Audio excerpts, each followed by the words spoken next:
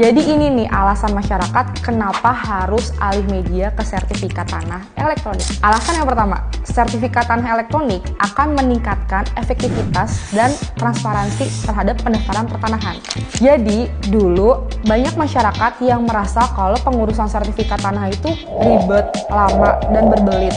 Nah, dengan adanya sertifikat tanah elektronik ini, masyarakat tuh bisa lebih tahu kalau pengurusan sertifikat tanah elektronik itu tuh sekarang lebih mudah. Yang kedua, lebih menjamin dalam pengelolaan arsip pertanahan dan juga warkah.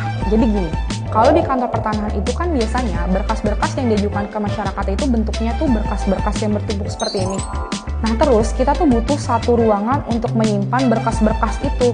Nah, bayangin, dari banyaknya berkas-berkas masyarakat yang masuk, kita butuh space berapa banyak nih untuk menyimpan berkas-berkas tersebut.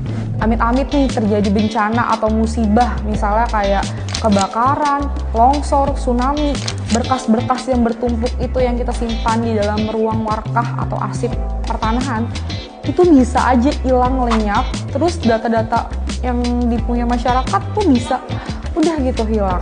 Nah, dengan adanya sertifikat tanah elektronik ini, data-data kamu tuh tersimpan dalam berangkas elektronik.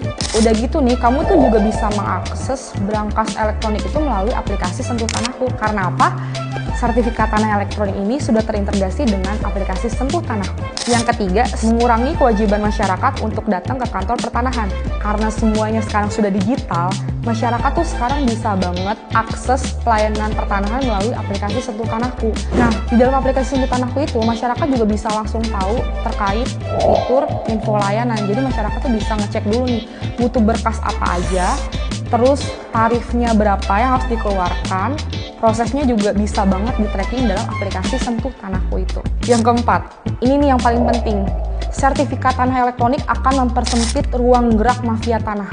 Dengan adanya sertifikat tanah elektronik ini, masyarakat tuh udah nggak perlu khawatir lagi deh kalau misalnya sewaktu-waktu sertifikat tanah kamu tuh bisa gampang dipalsuin atau dimanipulasi oleh mafia tanah.